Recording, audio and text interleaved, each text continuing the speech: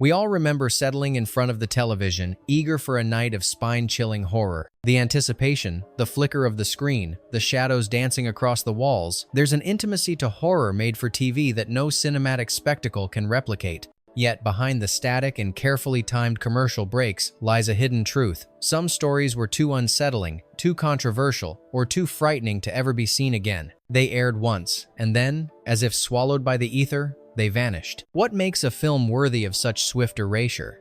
Was it the graphic imagery that startled late-night audiences? Or perhaps the psychological tension, creeping quietly into living rooms, that provoked more fear than any director had anticipated? Some were pulled mid-broadcast, leaving only whispers of their existence, while others lingered just long enough to spark outrage, only to disappear from schedules forever. In certain cases, only a handful of VHS copies survived, coveted today by collectors and horror aficionados who chase shadows of the stories that time tried to erase. Tonight, we dive into 15 horror films that experienced this fleeting existence, a one-time broadcast that turned each viewing into a forbidden rite. From spectral encounters to inexplicable phenomena, these films share a common thread: a singular broadcast, a vanished legacy, and the rarest of survivals. Each title is a testament to the unsettling power of televised horror, a reminder that some stories are too potent, too unnerving, or too controversial for the world to witness more than once. Prepare to uncover the hidden broadcasts, the lost reels, and the terrifying tales that were erased almost as soon as they aired. As we count down these 15 suppressed signals, consider the question: how far can fear reach before it's deemed too dangerous to watch? Fact Hasson, Don't Be Afraid of the Dark, 1973. Imagine a darkened hallway where shadows seem to breathe and whispers slither across the walls. Don't Be Afraid of the Dark, directed by John Newland, was crafted specifically for television, designed to unsettle the home viewer with a combination of miniature creatures and eerie sound design. On its first and only broadcast, the film achieved precisely what it set out to do. It terrified an audience unaccustomed to such intimate horror. Behind the scenes, the production team employed intricate practical effects that were remarkable for 1973 television standards. Tiny, goblin-like creatures were painstakingly built and animated, creating movements that seemed unnervingly lifelike. Viewers, however, were unprepared for the intensity, and complaints flooded the network, citing nightmares and undue fright for younger audiences. Network executives, perhaps fearing backlash or legal repercussions, promptly pulled the film from future airings. Ironically, while the television audience experienced the horror only once, the film gained a cult reputation decades later. VHS copies circulated among collectors, each tape regarded as a fragile artifact of televised terror. Critics now praise the production for its craftsmanship and subtle psychological tension, yet its fleeting original broadcast adds a mystique no theatrical release could achieve. Did the network overreact, or was the fear truly too potent for living rooms across America? The fact remains, this one-time airing cemented the film's legacy as a haunting specter in television history. Fact #2, The Bermuda Depths, 1978. Imagine tuning into a family-friendly TV night, only to find yourself confronting an unnerving, almost surreal terror beneath the waves. The Bermuda Depths, directed by Richard Friedenberg, tells the story of a mysterious woman, a giant sea turtle, and an enigmatic curse linking past and present. The film's visual effects were ambitious for a made-for-TV production, combining underwater sequences with an ethereal narrative that blurred fantasy and horror. When first broadcast in 1978, viewers were captivated and unsettled. The combination of melancholy storytelling and moments of subtle horror proved too intense for network executives. Complaints regarding frightened children and disturbed adults led to an immediate decision: the film would not be rebroadcast. The rarity of this single airing contributed to its mythos, with VHS copies becoming treasured items among fans of obscure horror. Ironically, the network's attempt to suppress discomfort inadvertently cemented the film's legendary status. Today, it is studied not only for its visual ambition, but also as an example of early televised horror that pushed boundaries. Was the fear justified? Or did the executives underestimate the appetite for unconventional storytelling? The Bermuda Depths stands as a singular testament to television's capacity for ephemeral terror. Fact #3, Crowhaven Farm, 1970. Imagine a sleepy New England town, a secluded mansion, and the chilling realization that history can repeat itself in the most sinister ways. Crowhaven Farm, directed by Walter Grauman, explored themes of witchcraft and reincarnation, embedding a creeping dread into the fabric of an otherwise ordinary made-for-TV drama. The tension was subtle yet unrelenting, with shadowed corners, ominous silences, and a sense of inevitable doom permeating each scene. The original broadcast drew immediate attention. While audiences were intrigued, the film's unsettling narrative, combining folklore, supernatural revenge, and psychological horror, led to complaints and discomfort among viewers. Network executives, cautious of backlash and potential controversy, decided against any repeat airing.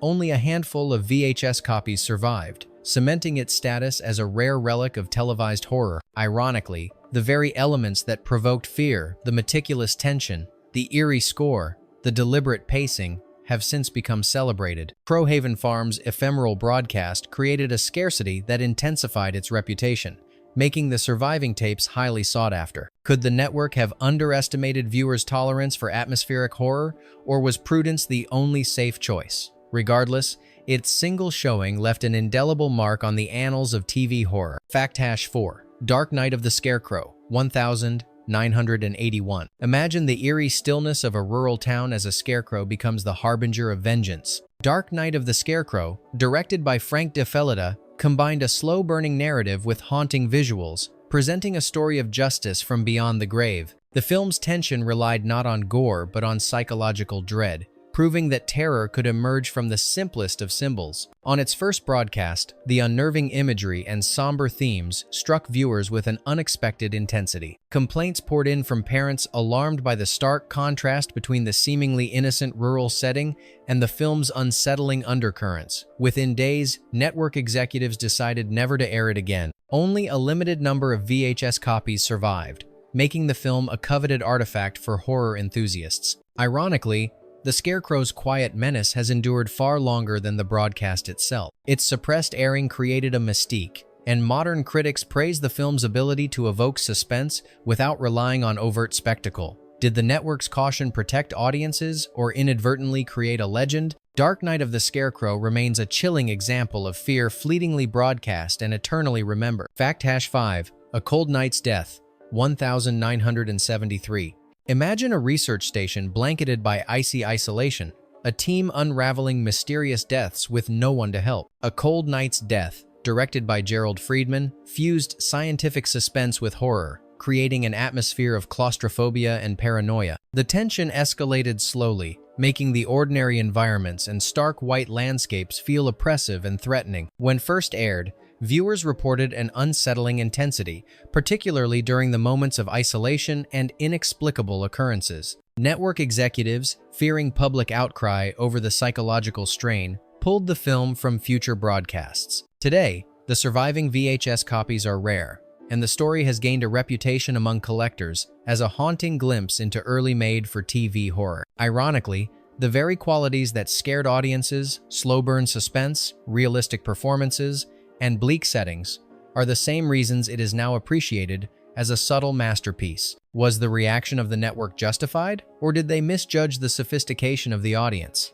A Cold Night's Death stands as a testament to the potency of subtle horror on the small screen. Fact-6. The Night Stalker, 1972. Imagine tuning in for a routine crime drama only to encounter a chilling tale of vampiric murder sweeping through Las Vegas. The Night Stalker, directed by John Llewellyn Moxey, blurred the lines between procedural storytelling and supernatural horror. Its atmospheric cinematography, eerie score, and shadowy sequences were unlike anything the average television viewer had experienced. The premiere broadcast shocked audiences. Letters of complaint from terrified viewers flooded the network. Critics noted the tension and mature horror elements, but network executives feared repetition might incite panic or undue anxiety, leading to a decision against rebroadcast. VHS copies became rare artifacts, fueling a cult following and solidifying the film's status as a televised horror legend. Ironically, the network's suppression only amplified its mystique.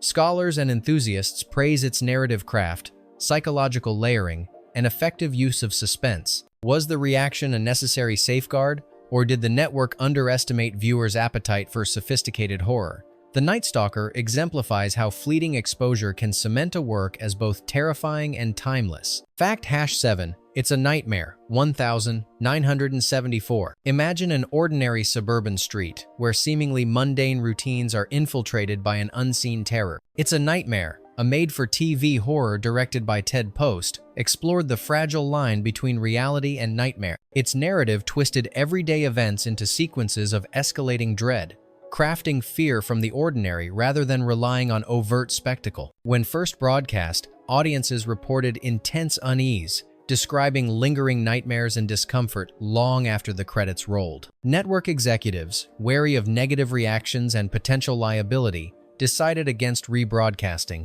Only a few VHS copies survived, treasured by collectors and horror aficionados as glimpses into fleeting televised terror. Ironically, the very elements that incited fear, the meticulous buildup, psychological tension, and surreal sequences, are now celebrated for their craft. The film's single broadcast inadvertently elevated its status, transforming it from forgotten TV fare into a cult artifact. Was the network prudence justified?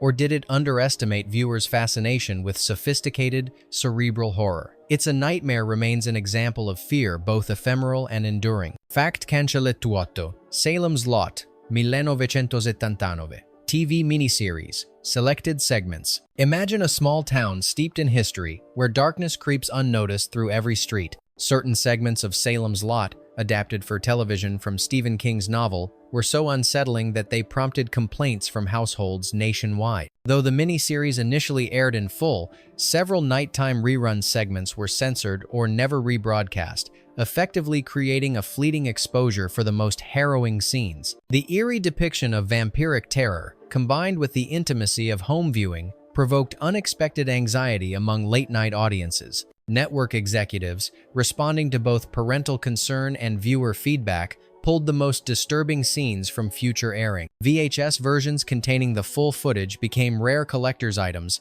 coveted for their forbidden content. Ironically, these suppressed segments are now considered the most effective elements of the adaptation, demonstrating King's mastery of fear and the miniseries' influence on televised horror. Did the network's cautious approach protect viewers, or did it inadvertently create a legend? The legacy of these lost scenes illustrates how absence can intensify the aura of terror. Fact #9. Trilogy of Terror, 1975. Imagine a single actress confronting terrifying supernatural forces across 3 distinct stories in one evening. Trilogy of Terror, directed by Dan Curtis, starred Karen Black in a triptych of chilling tales, each more unnerving than the last. Its brevity and intensity, coupled with Black's immersive performances, created a uniquely claustrophobic atmosphere for viewers. On its lone broadcast, audiences were captivated and terrified. The third story, featuring a Zuni doll, elicited strong reactions, with some viewers reporting lasting unease.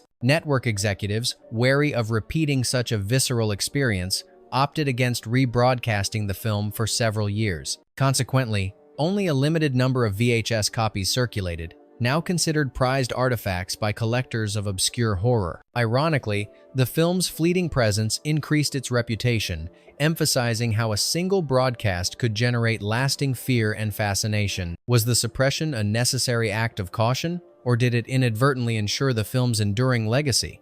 Trilogy of Terror exemplifies how ephemeral exposure can make horror immortal in memory. Fact #0. The House That Dripped Blood, 1971. TV edit. Imagine a stately mansion, each room harboring a tale of dread and misfortune. The House That Dripped Blood, though originally a theatrical anthology, was edited for a special TV broadcast that condensed its stories into a more intense, compact format. The edit amplified suspense, creating moments that unsettled viewers far more than anticipated. On its first airing, audience reactions were strong letters of complaint poured in from parents alarmed by the graphic tension and implied horrors. Network executives, concerned about the intensity and potential backlash, chose not to rebroadcast the condensed version. The TV edit became a rarity, with only a few recordings surviving, now highly sought after by collectors interested in this unique iteration. Ironically, what was considered too intense for television is today regarded as a masterclass in editing for fear. The film's fleeting broadcast ensured that its legacy grew in mystique and intrigue. Did the network overreact, or was this cautious approach appropriate for the era? The House That Dripped Blood's brief televised life exemplifies how ephemeral exposure can immortalize horror in memory. Fact Hassanon, The Legend of Lizzie Borden, 1975, TV movie. Imagine a quiet New England town where the infamous Borden household becomes the backdrop for a chilling reimagining of a historical murder. The Legend of Lizzie Borden, directed by Paul Wendkos, combined historical drama with gothic horror elements. Its suspenseful narrative and dark atmosphere were carefully crafted to unsettle viewers in the intimacy of their living room. When first broadcast, the graphic depiction of violence, combined with the eerie performance of Elizabeth Montgomery, led to immediate controversy. Complaints and viewer discomfort prompted the network to shelve the film from any repeat airings. Today, VHS and early recordings are rare artifacts, coveted by collectors fascinated by its fleeting presence. Ironically, the very qualities that prompted suppression, realistic performances, tense pacing, and dark thematic content now define its status as a landmark in televised horror. Was the network's caution justified, or did it inadvertently amplify the film's mystique? The Legend of Lizzie Borden demonstrates how a single broadcast can create enduring intrigue. Fact Hasson 2. Duel, 1971 TV edit. Imagine a lone driver on a desolate highway, pursued relentlessly by an unseen menace. Steven Spielberg's Duel, though originally a TV movie, pushed suspense to cinematic extremes. For its initial broadcast, the network chose a slightly edited version, amplifying the tension and making the story even more unnerving for home audiences. Viewers were gripped by the relentless chase and psychological pressure, but complaints quickly arrived, citing extreme stress and fear, particularly among younger viewers. Executives opted not to rebroadcast this heightened edit, leaving only a few copies circulating in private collections. The ephemeral broadcast added to the legend, with enthusiasts regarding it as a prime example of televised suspense done masterfully. Ironically, Spielberg's early mastery of tension and fear ensured that even a single airing could leave an indelible impression. Did the network's decision protect viewers, or did it deny them a cinematic experience ahead of its time?